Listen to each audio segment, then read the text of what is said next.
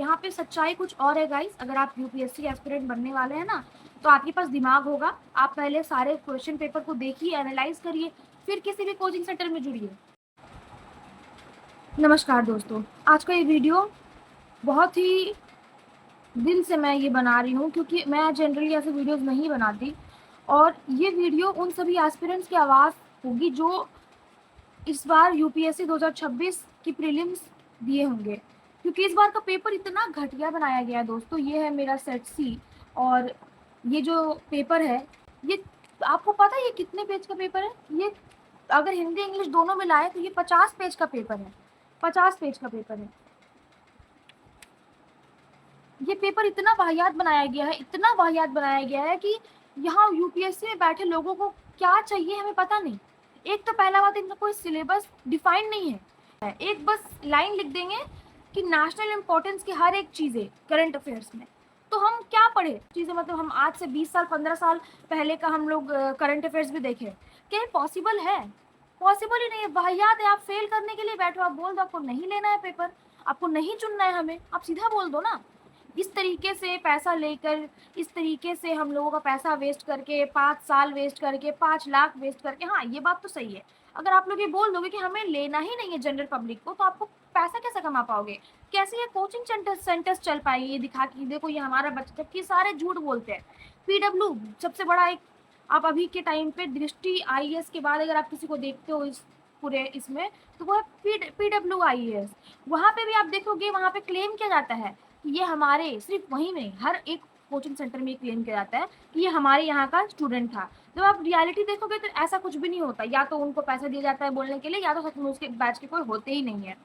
ठीक है, आप इस बारे में देख भी सकते हो। यहाँ यूपीएससी के चेयरमैन ऐसा पीआर करवाते हैं अपना कि वो सेंटर टू सेंटर विजिट कर रहे हैं ये देखने के लिए कि कहीं हमारे बच्चों को कोई दुख दुविधा तो नहीं है, कहीं यहाँ पे कहीं पेपर लीक तो नहीं हो जाएगा। आप पेपर लीक करके करोगे क्या? ऐसा पेपर अगर आप बना रहे हो, आप बच्चों को लेना ही नहीं चाहते, आप फ्यूचर के साथ खेल रहे हो उनका, उनके पैसे खेल नहीं रहे हो एक्चुअली, आप यही चाहते हो। क्योंकि आपको पैसा कैसे मिलेगा, कैसे लोगों को पैसा कमाने का मौका मिलेगा? क्योंकि ये पेपर जनरल पब्लिक के लिए बनाया ही नहीं गया है। ये पेपर में पास तो वही होंगे या तो उनका लक बहुत अच्छा हो, या तो उनको सब आता हो, या तो एकदम विद्वान है, उनको सभी चीज़ आता है, जो नहीं पता वो भी आता है, तभी वो बन पाएंगे।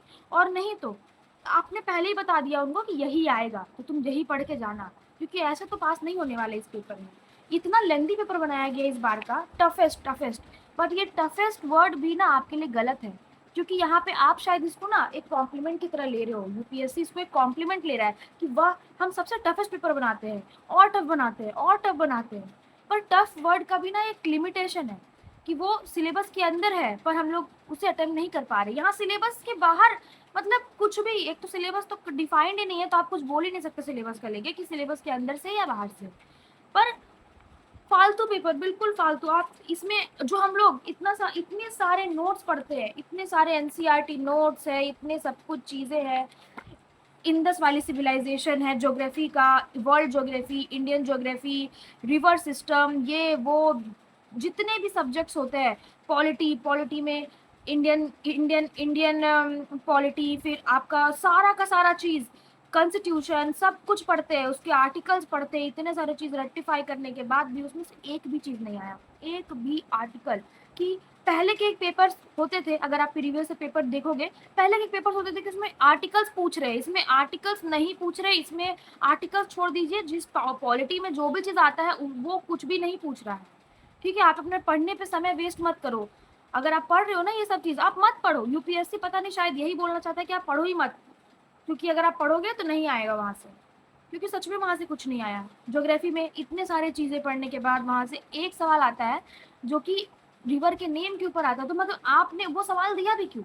आप क्या चाहते हो? बच्चा 1 मार्क्स लाए, 2 मार्क्स लाए, वो तो अटेम्प्ट करेगा ना। या तो उसका लक बहुत अच्छा होगा तो ही वो इस बार जाए बनेगा आईएएस या निकलेगा सेकेंड एग्जाम के लिए, वरना तो नहीं। ठीक है, इतना लेंदी पेपर। एक तो सेंटर की हालत से मुझे याद आया, अगर एक गर्ल चाइल्ड जा रही है ना सेंटर में, मेरा जो सेंटर था, मैं तो उसके बारे में बता पाऊंगी क्योंकि मैंने तो अपने आंखों से देखा। मेरे सेंटर पर लड़कियों की चेकिंग इतनी ढीली हो रही है, मतलब लड़कियों को बस ऐसे ही छोड़ दी जा रहा है, उनको ज़्यादा नहीं देखा जा रहा, पर लड़कों को मशीन से चेक किया जा रहा है। ठीक है, चलिए ठीक है, कोई दिक्कत नहीं है, वो हो गया।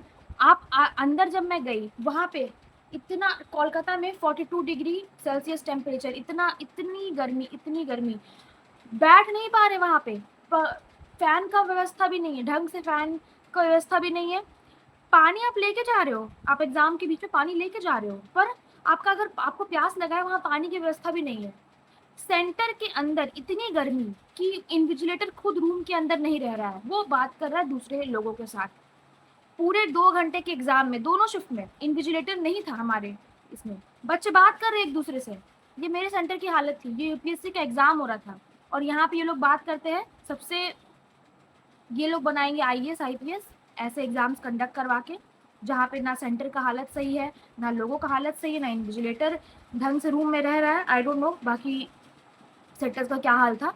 गर्मी के कारण ही वो नहीं रह रहे रूम में, क्योंकि इतनी गर्मी है, इतनी सफोकेशन हो रही है अंदर कि वहाँ पे आप रह ही नहीं पाओगे। तो उनका भी फॉल्ट नहीं है, यहाँ पे कोई व्यवस्था नाम का कोई चीज़ नहीं है, और ये लोग हमारे भारत की व्यवस्था को सही करेंगे फ्यूचर में ऐसे यूपीएससी एस्पिरेंट को सिलेक्ट करके। मतलब इस पेपर में कुछ भी नहीं था जो एक आईएएस बनने के लिए शायद ज़रूरी हो जानना। मैं आपको एक लेंदी क्वेश्चन पढ़ के सुनाती हूँ, पूरा सुनाऊंगी ताकि मैं आपको दिखाना चाहती हूँ उस 42 डिग्री सेल्सियस में बैठ के आपका दिमाग क्या ऐसा काम करेगा। एक तो आपने पैटर्न चेंज कर दिया, आप यहाँ पे एक क्वेश्चन दे रहे हो, ये इतना बड़ा पैराग्राफ जैसा क्वेश्चन, उससे बेस्ड आप यहाँ पे 3 स्टेटमेंट्स दे रहे हो। उस 3 स्टेटमेंट्स को समझने के बाद आप यहाँ पे इस क्वेश्चन का आंसर ऐसे दोगे कि 1 या 2 सही है, 2 या 3 सही है, तीनों सही है। अब आप एक बार में क्या उस माहौल के अंदर यहाँ बैठ के इसको सॉल्व कर पाओगे? नहीं, पॉसिबल नहीं है। मैं आपको इस क्वेश्चन को पढ़ के सुनाती हूँ कि मुझे कितना समय लगेगा इसको पढ़ने में, फिर समझने में। आप सबने यही चीज़ फेस किया होगा। जैसे in a multi-ethnic district where both economic competition and historical grievances frequently led to community tensions, a flashpoint has arisen with the government decision to allocate land for a waste management facility near a tribal hamlet, sparking protest by tribal community which claimed that the land was sacred and critical to their cultural identity. At the same time, urban residents and local industries supported the project, citing severe solid waste challenges and health concerns due to lack of proper disposal site. The conflict has escalated with road blockades, social media campaigns, and allegations of police excesses. As a responsible government official, you are tasked with resolving the situation through mediation, ensuring a sustainable outcome that balances environmental needs, tribal rights, and urban public health. Consider the following statements with references to the above. A successful conflict resolution process must begin with acknowledging the cultural concerns of the protesting tribal community before discussing technical alternatives. Second, government should move ahead with the project without delay to address urban health concerns which outweigh the sentiments of a small group, creating a multi-stakeholder dialogue platform including tribal leaders, environmental experts, and municipal representatives to build mutual understanding and help de-escalate tensions, conducting an independent environmental and social impact assessment, and sharing findings transparently with both sides to facilitate evidence-based decision making. Which of the following statements given below would contribute to the resolution process? 1, 3 and 4, 2, 3 and 4, 1 and 2 and 1, 2, 3 and 4. अब इस पूरे चीज को पढ़ने के बाद एक बार में तो जो वहाँ बैठे हैं ना, जिन्होंने पेपर बनाया है, वो खुद भी अगर ये क्वेश्चन कर देंगे ना, तो एस्पिरेंट्स को जो बोलेंगे वो करेंगे। नहीं कर पाएंगे भाई। आज जो आईपीएस आईएएस बन चुके हैं ना, वो खुद बहुत सारे वीडियोस में ऐसा बोल चुके हैं कि ऐसा पेपर बहुत नाइंसाफी है सभी लोगों के लिए। वो खुद भी नहीं बना पाएंगे क्योंकि उनके समय में ऐसा पेपर ही नहीं आता था। ये पेपर में कुछ है ही नहीं। यहाँ पे एथिक्स दिए हुए हैं, एथिक्स इंट्रोड्यूस कर दिया है, नया पैटर्न इंट्रोड्यूस कर दिया है।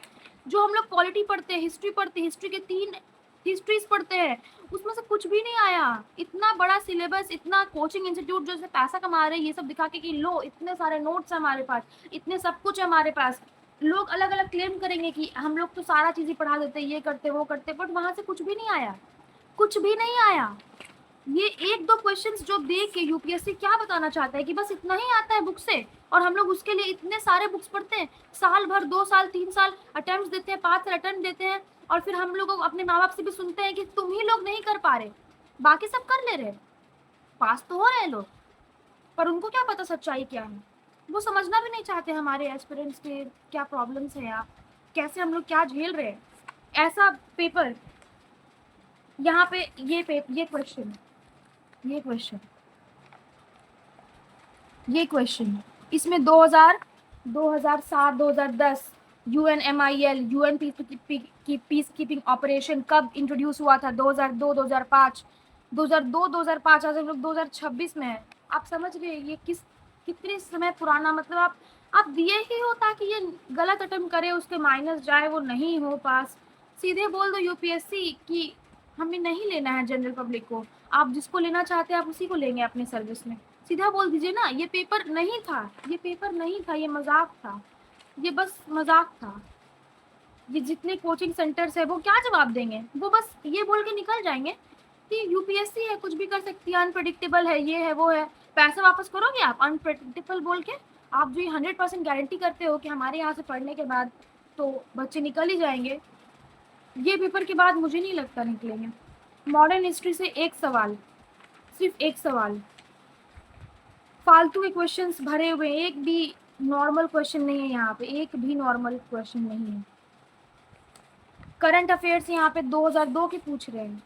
जो नए नए यूपीएससी एस्पिरेंट आते हैं, इंटरव्यूज उनसे लिया जा रहा है। जो बाहर न्यूज़ मीडिया पर्सन इंटरव्यू ले रहे हैं, आप देखेंगे बहुत सारे प्रीलिम्स के इंटरव्यूज, वहाँ पे इंटरव्यूज वो लोग फर्स्ट अटेम्प्ट वालों से ले रहे थे, क्योंकि तो सेकंड थर्ड फोर्थ अटेम्प्ट वाले तो बता देंगे सच्चाई, वो तो बुरा बोलेंगे, उनको टीआरपी वैसे नहीं मिलेगा ना। फर्स्ट अटेम्प्ट वाले बोलेंगे हाँ पेपर तो ईजी था, ठीक था, तो उनको पीआर मिल जाएगा। हाँ यूपीएससी के ये रहे नए टॉपर, इन्होंने इतना किया अटेम्प्ट, पहली बार में ही इतना इजी लगा पेपर, ऐसे हेडलाइंस छापेंगे वो। जबकि रियलिटी तो कुछ और ही है कि ईंट भट्टी में काम करने वाले का बेटा बना आईएएस। रियलिटी कुछ और है, उसका बेटा पढ़ा है आईआईटी से, उसने बीएससी किया है, उसने मैकेनिकल इंजीनियरिंग किया है, वो सब नहीं बताएंगे। यहाँ पे सच्चाई कुछ और है गाइस। अगर आप यूपीएससी एस्पिरेंट बनने वाले हैं ना, तो आपके पास दिमाग होगा, आप पहले सारे क्वेश्चन पेपर को देखिए, एनालाइज करिए, फिर किसी भी कोचिंग सेंटर में जुड़िए, क्योंकि यहाँ से तो ये आपके साथ सिर्फ खेल रहे हैं, कुछ नहीं है, हमारे फ्यूचर के साथ खेल रहे हैं। यूपीएससी तो बिल्कुल अब यही चाहता ही है कि एस्पिरेंट्स या तो ना आए या तो आए, बहुत सारे आए, हर बार नया। अब कोचिंग सेंटर्स नया पैटर्न के साथ आपको अपना कोर्स बेचने की कोशिश करेंगे, ये लीजिए नए पैटर्न के साथ सवाल पढ़ लीजिए हमारे कोचिंग सेंटर से। सब सिर्फ झूठ बेच रहे हैं और कुछ नहीं है, कुछ भी नहीं है। ये बहुत बेकार पेपर था, जिसका 5th अटेम्प्ट होगा ना दोस्तों, वो उसका दिल टूट गया होगा ये पेपर देख के। और मेरे जैसे हर एक एस्पिरेंट का यही दिल में बात होगा। सिर्फ GS1 ही नहीं, इस GS1 में पॉलिटी का जो बोला जाता था, पॉलिटी, हिस्ट्री, ज्योग्राफी और ये सारे जो हमारे हैं मेन 4 कोर सब्जेक्ट्स, उसमें तो कुछ भी नहीं आया दोस्तों। हम इतने आर्टिकल्स पढ़ते हैं, फंडामेंटल राइट्स पढ़ते हैं, इमरजेंसी प्रोविजंस पढ़ते हैं, शेड्यूल्स पढ़ते हैं, कुछ भी नहीं आया। बहुत हार्ट ब्रेकिंग था ये इस बार का प्रीलिम्स, बहुत बेकार प्रीलिम्स था। एटलीस्ट आप सेंटर में व्यवस्था तो सही रखो, वो भी नहीं था। इस गर्मी में मोदी जी ऐसा बोलते हैं कि वर्क फ्रॉम होम करो, सारे काम अभी रोक दो, बट ये यूपीएससी इतनी गर्मी में एग्जाम कंडक्ट भी कराते हैं, वहाँ पे कोई पानी पीने तक का व्यवस्था नहीं है, बाथरूम टॉयलेट का व्यवस्था नहीं है वहाँ पे। गर्ल्स अगर है वो लोग के लिए कोई टॉयलेट फैसिलिटीज़ नहीं है। समझ पा रहे हैं कैसे सिस्टम में हम लोग एग्ज़ाम देना चाहते हैं? और ये क्लेम करते हैं कि ये सबसे बेस्ट, किसी भी लीक नहीं हो रहा पेपर यहाँ पे किसी भी तरीके का। क्या पता आप लीक नहीं कर रहे हो पेपर देने के समय, शायद आप पहले से ही कर रहे हो, क्योंकि ऐसा पेपर बनाने का आपका मकसद क्या है? आप एक क्लियर क्यों नहीं दे रहे हो अपना सिलेबस कि हम लोग ये करेंगे? क्यों? शायद आप चाहते ही हो कि हमारा समय बर्बाद हो, आप चाहते ही हो कि जो पहले से IAS IPS है वो अपने कनेक्शंस के साथ ही बने IAS IPS, क्योंकि यहाँ सिस्टम में क्या होता है सबको पता है। कोई मुंह से बोल नहीं रहा है इसका ये मतलब नहीं उसको पता नहीं है, सिर्फ खेल रहे हैं दोस्तों। आप इस एग्ज़ाम में तैयारी में ना आए। अगर आप ऐसे सोच रहे हैं कि आपका ये अटेम्प्ट अच्छा जाएगा, पेपर बहुत ईजी आता है, लॉजिक बेस्ड आता है, मत फंसो इसमें। आप तो वीडियो में ज़रूर बताना कि आपको क्या लगा ये वीडियो देख के, आपका क्या कहना है इस वीडियो को देख के। क्या आपका भी यही मेरे जैसा ही एक्सपीरियंस रहा या आपका एक्सपीरियंस क्या रहा, ज़रूर बताइएगा।